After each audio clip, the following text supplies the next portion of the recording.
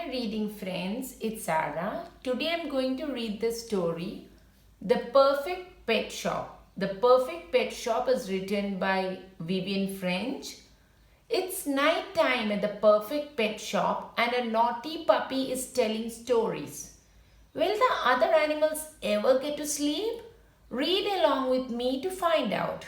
The Perfect Pet Shop. You can see all the pets, the rabbits, the mice, and there is the puppy.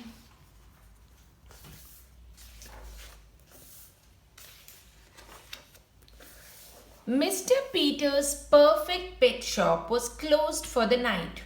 Mr. Peter was at home, fast asleep, but the animals were wide awake. Woof woof, the little white puppy was running around his cage. Isn't this fun? Hello, guinea pigs. Where are your tails? Hello, rabbit. Shh, the rabbit held up a paw. Be quiet, puppy. Don't you know it's bedtime? Woof, said the puppy. Bedtime, but I'm not sleepy.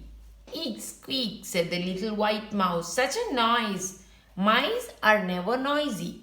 Yes, you are, said the puppy. My mom told me a story about a very noisy mouse.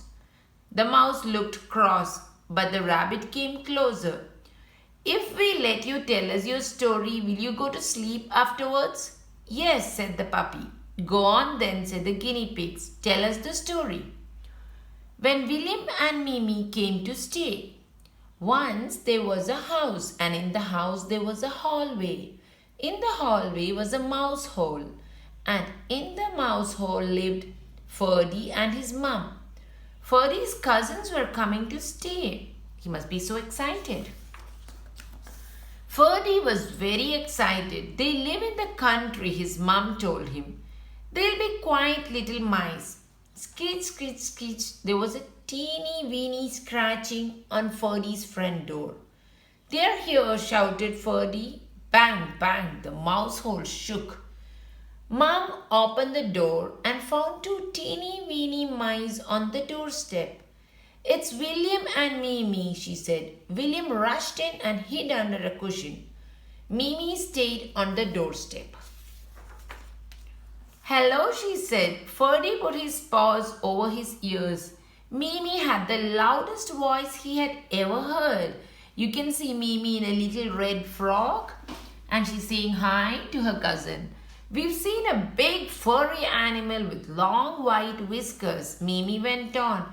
It was asleep. It went purr. Ferdy's mum shut the door and locked it. Oh, Mimi, she said, that was the cat. Cats eat mice. Oh, wailed William. I don't like it here. Poor William, said Ferdy's mum. Don't worry, Ferdy will look after you when you go out. William began to tremble. I don't want to go out. Mimi jumped up and down. Out, she shouted. Can we go now? Ferdy stared at Mimi. She really was very tiny. Was it you who went bang bang on her door? He asked. Yes, Mimi looked proud. William's quite unnoisy. Though she's very tiny, she's got a big voice and she's very strong and loud. Ferdy's mom sat down on the sofa. Mimi, she said, how long are you staying? I think we should go home now, whispered William. We can stay for a week, Mimi bellowed. That afternoon, Ferdy's mom had a headache. Shall I take Mimi and William out? Ferdy asked. Mimi jumped up. I'm ready, she said. Come on, William. But William wouldn't come. He said he'd rather do the dusting. I'll make Auntie Mouse a cup of tea, he whispered. Thank you, dear, said Ferdy's mum. Shh, said Ferdy as he and Mimi tiptoed out of the mouse hole. So they're going for an adventure. They're going into the big house. Crash, Mimi slammed the front door. Meow, the cat woke up. Ferdy pushed Mimi under the hall cupboard. So you can see how they are hiding under the hall cupboard. The cat stretched. Then it began sniffing up and down the hallway. I told you to be quiet, Ferdy whispered crossly. Don't move. Mimi nodded, and the two little mice stayed very still. At last the cat padded away. Phew, said Ferdy. Can we find some cheese? Mimi asked. No, Ferdy said. We're going home. They hurried out from under the cupboard and stopped. The big grey cat was crouching in front of the mouse hole. Ferdy and Mimi could see the claws. They looked very sharp. They could see his teeth. Those looked even sharper. Suddenly the door opened. William was shaking a duster. Achoo, the cat sneezed. Eek, William squeaked. He tried to run, but mew, the cat pounced. Help, shouted William, help. Mimi rushed towards the cat. Let go of my brother. Here's the cat let go of William. You're a big bully, roared Mimi. The cat looked at her. A big bully? He said. Well, big bullies need dinners, and you'll make a tasty. Yay, my tail. The cat leapt into the air. Ferdy grabbed Mimi and pushed her through the door. William rushed after them and Ferdy shut the door with a slam. Ferdy and Mimi stared at William. William was picking fur out of his mouth. William, said Ferdy, did you just bite the cat? William nodded. That's my brother, said Mimi. He always does things quietly. There, said the mouse. See how clever mice are? I don't know about that, said the rabbit. Rabbits are very clever, you know. Woof, said the puppy. I know a story about rabbits too. Do you want to hear it? The rabbit looked cross. You said you were going to go to sleep. But I'm still not tired. The puppy ran around his cage. So let's go and listen to the rabbit story. Let him tell his story, said the oldest guinea pig. It might wear him out. But a boy's coming here to shop tomorrow to choose a pet, the rabbit said. We need to look our best. We mustn't look tired. It's only a little story, the puppy said hopefully. And it is about rabbits. The rabbit sighed. Very well then. So there, let's listen to the puppy's story on rabbits. Middle Rabbit and the Cabbage Field. Big Rabbit, Middle Rabbit and Baby Rabbit lived with their grandma and grandpa in a burrow. And you can see the name here, cabbages. Big Rabbit was big enough to go to the cabbage field on his own, but Middle Rabbit and Baby Rabbit were too small. I'm big, said Middle Rabbit. I'm bigger than Baby Rabbit. You're not big enough to go out alone, said Grandpa. Eat your carrots and you'll grow. Middle Rabbit ate his carrots. Am I big enough now? He asked. Not quite, said Grandma. Eat your lettuce. So that's Grandma. Middle Rabbit ate his lettuce. Am I big enough now? He asked. No, said Big Rabbit. You're not as big as me. When you're as big as me, then you can go to the cabbage field on your own. So that's the Big Rabbit there. Oh, said Middle Rabbit. Middle Rabbit ate his cabbage. He ate his celery top. He ate his parsnips. He ate his turnips. He wanted to become big. Then he went to see if he was as big as Big Rabbit. Am I as big as you now? Big Rabbit patted Middle Rabbit's head. No, he said. So there he's measuring Middle Rabbit. Middle Rabbit ate his beetroot. He ate his onions. He ate his radishes. He even ate his spinach. He ran to see if he was as big as Big Rabbit. Am I as big as you now? Big Rabbit pulled Middle Rabbit's ears. No, he said. Bother, said Middle Rabbit, and he went to sit under a tree. Baby Rabbit followed him. It's no good, Middle Rabbit said. I'll never be as big as Big Rabbit. Mole pulled himself out of his hole. Why, hello, Big Rabbit, he said, and hello to you too, Middle Rabbit. Middle Rabbit looked around. He couldn't see Big Rabbit anywhere. Where's Big Rabbit? He asked. You're here, said Mole. No, said Middle Rabbit. I'm Middle Rabbit. And I'm Baby Rabbit, said Baby Rabbit.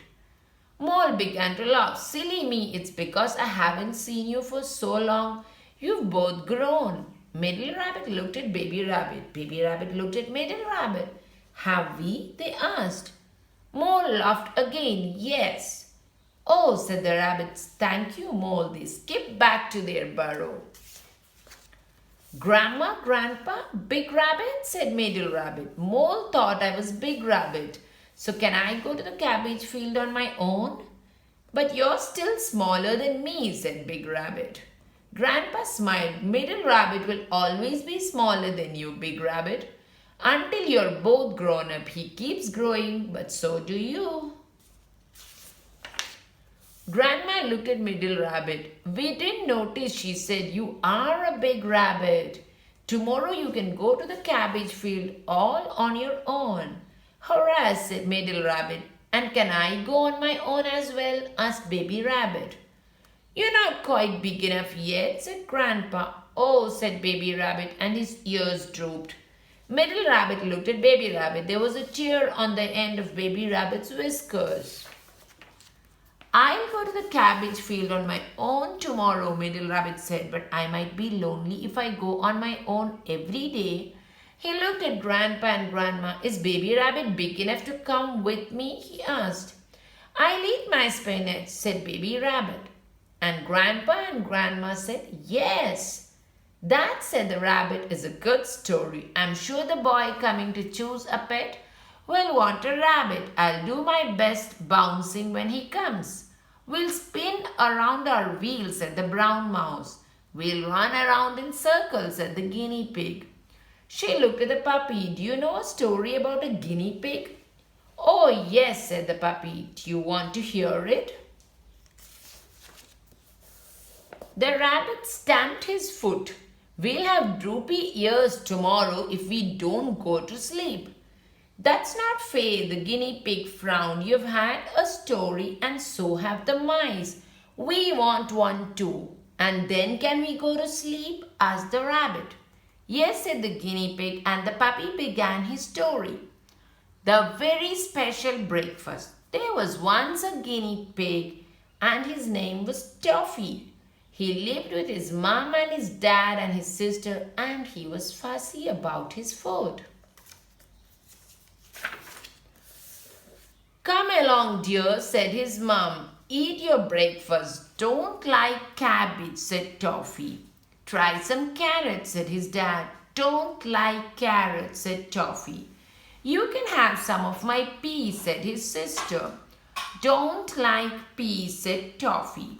So there's the sister and she's eating peas. There is a father, he's eating cabbage, and the mother is also there.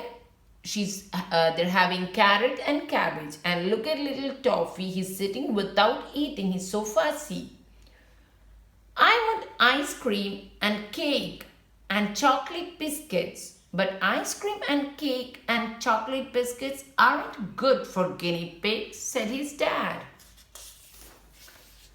Don't care, said Toffee, and he pitter-pattered off to see what he could find. Toffee went to see the dog. What do you eat for breakfast? He asked. Bones, said the dog. So you can see the dog with his bone. Don't like bones, said Toffee, and he pitter-pattered away. Toffee went to see the cat. What do you eat for breakfast? He asked. Fish, said the cat, and the cat's got a fish here. Don't like fish, said Toffee, and he pitter-pattered away. Toffee went pitter-pattering down the path and out into the world. He hadn't gone far when he met a fox. Good morning, said the fox. Where are you off to in such a hurry?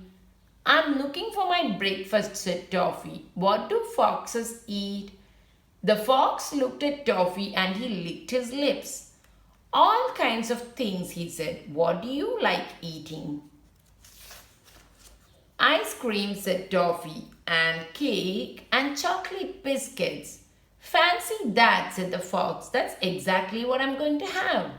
Why don't you come with me? Yes, please, said Toffee, and he pitter-pattered along with the fox. When they reached the fox's den, the fox opened the door.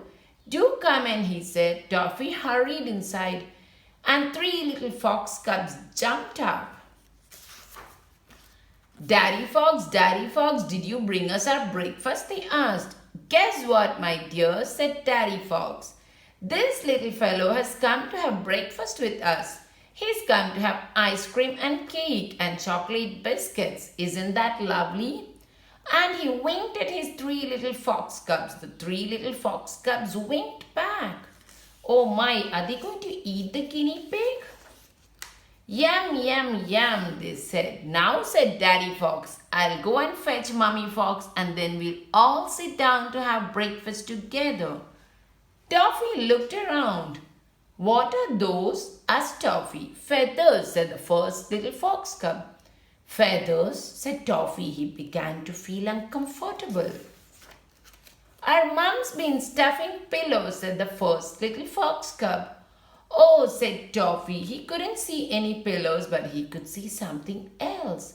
What's that? asked Toffee. Fur, said the second little fox cub. Fur, said Toffee. He began to feel nervous. Our mom's been sewing a fur coat, said the second little fox cub. Oh, said Toffee. He couldn't see a fur coat, but he could see something else. Oh, Toffee stared and his teeth began to chatter. What are those? Bones, said the littlest fox cub. Yum, yum, yum. Shh, said his brothers. It was too late. Toffee jumped up and ran. The three little fox cubs chased after him, calling, Come back, come back. Toffee didn't stop. He ran and he ran and he ran all the way back home. He rushed through the door and he slammed it shut. You're back, said his mum. Yes, said Toffee, and I'm hungry. But I don't want ice cream or cake or chocolate biscuits. Can I have cabbage and carrots and peas, please? All that running and getting scared had knocked some sense into our little guinea pig. So there he's eating his peas and carrot and cabbage. Toffee was silly, the guinea pig said. I'd never eat ice cream. The puppy didn't answer. He was curled in a ball, fast asleep. Thank goodness for that, said the rabbit. He yawned. Let's hope he doesn't wake up too early. But the puppy slept on and on and on. When the boy came to the pet shop in the morning, the puppy was still asleep. The rabbit bounced, the mice spun around in their wheel, the guinea pigs ran around in circles. Dear me, said the boy's mother, they look very full of beans. I think I'd like a nice, quiet pet. Look at that little puppy, said the boy. He looks very quiet. Mr. Peter nodded. Been asleep all morning, he said. The boy's mother smiled. In that case, yes, we'll have the puppy. Hurrah, said the boy. Come on, puppy, wake up. Woof, said the puppy. As the boy, his mother, and the puppy left the pet shop, the rabbit sniffed loudly. Huh? They're in for a surprise. Now, nobody talk to me. I'm going to go sleep. And he did. Thank you.